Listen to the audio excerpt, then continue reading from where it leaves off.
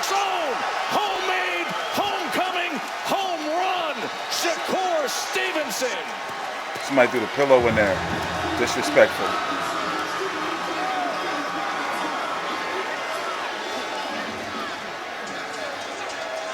And with the signature night Devil's pillow. Oh, last video of the night. Oh my God. I've been sitting here covering fights since about 3 p.m. or so. Literally. I mean, you know, I showered, like went into the store, got some coffee, cooked a couple of times. I'm TstreeT Controversy. This is TstreeT Controversy Live.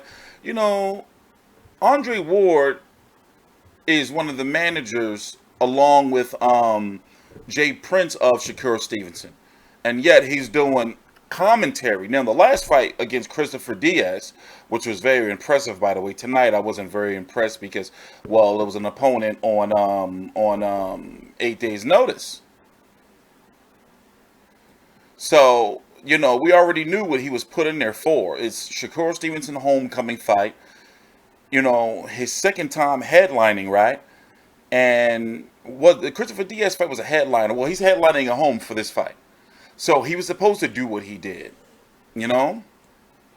Joshua Guerrero put on a lackluster performance. I didn't say the fight was boring, but, you know, it was lackluster. In the case of Shakur Stevenson, now it's time for him to step up in competition. I'm interested if he's going to say any names during his post-fight interview, because from what I know about boxing, his mandatory, he will likely be ordered to fight Joel Gonzalez, who fought on the Zone card not even too long ago, about an hour, 2 hours ago. Number 2 ranked by the WBO. Let me turn it up.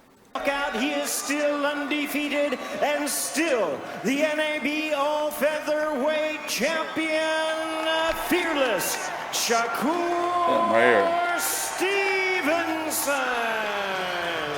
Fought earlier. With the pillow in hand. Don't go anywhere. We will hear from Shakur Stevenson and talk about his future when we return to Top Rank Boxing on ESPN.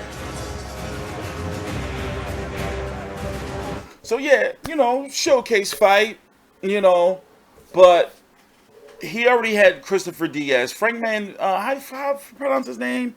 Oh, I'm tired. Manzini, wherever he's supposed to fight him, that would have been a good fight. But if it's not Joet Gonzalez or Jesse Magdaleno, you know, then, you know, maybe even the Miguel Mariaga. But I want to see Joel Gonzalez. I want the WBO to order Oscar Valdez next mandatory. Oscar Valdez, WBO champion, is now, he's supposed to be fighting Carl Frampton, or he wants to move up to 130 pounds. Basically, he wants a big money fight, or he wants to move up. He can get big money with Josh Warrington. The reason why I don't say names like Gary Russell and Leo Santa Cruz is because they're PBC. And, you know, I don't like talking about fights that can't happen. You see what I'm saying?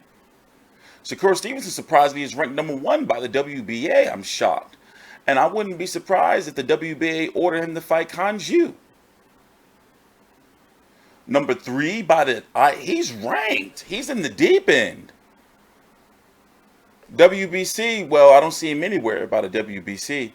But in regards to the other 3 sanctioning bodies, I'm surprised at the IBF with the WBO, because it's with Top Rank. They're in cahoots. They got a nice little relationship with the WBO. But the IBF, I'm like, oh, shit.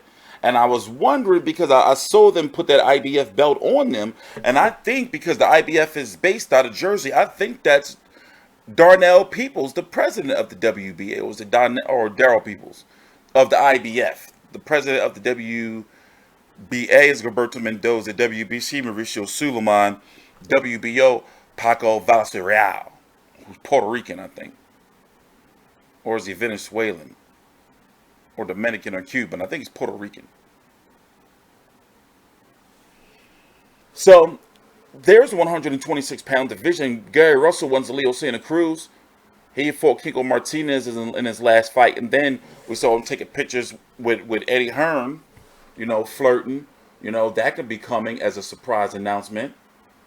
especially if he doesn't get Leo Santa Cruz. Josh Warrington, got a controversial win over Kid Galahad. In my opinion, I gave the fight to Kid Galahad, but I was like, well, that type of fight style, he wasn't going to get a decision in Josh Warrington's home. And Carl Frampton's fighting on August the 13th here in Philly. I'm going to be at that. And I expect for Shakur Stevenson to be there too. He's involved now because, see, no matter what happens with Oscar Valdez, Carl Frampton, if it does happen, I expect for both of them to move up. I expect if Oscar Valdez to win and beat Carl Frampton, I expect Carl Frampton to win or loss to move up. But let's listen to what Shakur has to say because they're back now. On Car Insurance. Shakur Shakur Stevenson, when recently asked about his style, said, "I'm a thinker and I'm a performer." He was all performance. He do be rubbing some people the wrong way though, no homo. Yeah, let's hear what he has to say. I love the presentation of Top Rank. Maybe it's the lighting. It's something about their lighting. Oh shit, let me turn it up. Shh. Yo, shut up. Shh. Glad that everybody came out to support me the way they did. Top Rank, y'all gotta give me better competition. I want the world champions. Okay. Oscar Valdez, Santa Cruz. that. I want the world champions. Y'all gotta give me better competition. That guy came in there, he ain't want no smoke. Well, 3 guys. He was the 3rd guy that finally decided to step into the ring, and then we had another 5 guys who were offered the fight and decided not to take it. But what's important here is, whose belt do you feel ready to take right now at 126? I want the IBF and the WBO. Josh Warrington got the IBF. Oscar Valdez got the WBO. I'm number 1 in the WBO, and I'm number 3 in the IBF. So I think it's that time. Would you go to England to fight Josh Warrington? I would love to go to England. The money's in it. The money's Josh there. Warrington. We can do that in December. Bob Aaron, make it happen. Frank Warren, make it happen. Top Rank, let's get it. All right, well, you said because of your style, fighters don't want to fight you. This is 5 Will Josh knockouts take in it, your though? last 7 fights. What do you feel that you can continue to improve upon? I mean, I surprised myself today. I was going to the body a lot. The body shots, I seen him at the weigh-ins. He didn't look like he was in that much shape, so I went straight to the body from the beginning and finished him off to the head. How were you able to handle the pressure of being at home? I mean, it ain't no pressure when you built for this. I'm built for this, and I've been going through pressure my whole life, and I always became a diamond after the pressure, so I'm going to keep being a diamond. There we go. All right, when you look out and see these people here at the Prudential Center where you used to come and watch guys fight, what do you see yourself doing for these fans in the future? I see me bringing big fights to Newark. I see me bringing boxing back to Newark, New Jersey. Brick City, I appreciate y'all. I love y'all. Without y'all, I wouldn't be who I am. All right, thank you very much, Shakur. Look forward to seeing you again, Joe. Boy, is he ever built for this here in Brick City, landed 51% of his power. I like him. I just hope he just don't get a little too, cocky. But I like the outspokenness, though. And also, he got a good team around him that won't let him get too, out of control. For one, he got the street with him with Jay Prince, and he got the son of God with Andre Ward. So that's a nice balance right there. But I did have a problem with Andre Ward commentating this fight, especially when Shakur Stevenson had hit, what was this guy's name? Poor guy. Alberto Guevara with a low blow. It was low. It was low.